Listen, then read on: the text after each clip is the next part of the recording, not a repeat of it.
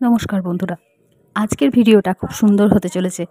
আজকে এই গাছ যেটা দেখাচ্ছি সেটা দার্জিলিং থেকে আনা একটা বুনো ফুল গাছ। এই ফুলটা যখন আমি দার্জিলিংয়ের পাহাড়ি অঞ্চলের প্রতিটা প্রায় বাঁকে বাঁকে দেখেছিলাম, দেখেই মুগ্ধ হয়েছিলাম।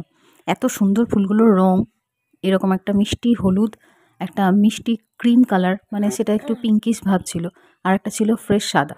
এত সুন্দর ফুলগুলোকে দেখতে, আর প্রত্যেকটা পাহাড়ের মানে ঢালে ঢালে একদম ভরে ভরে গাছে ফুল হয়েছে।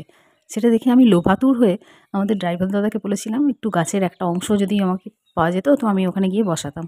সবাই তখন ওখানে আমাকে রেড়ে করে বলেছিল, না এই দার্জিলিংয়ের গাছ ওখানে গিয়ে হবে না। কিন্তু আমি বললাম ঠিক আছে নিয়ে যাই, যদি না হয় তো হলো না, কিন্তু যদি হয়ে যায় তাহলে সেটা তো আমার পক্ষে একটা উপরি পাওনা।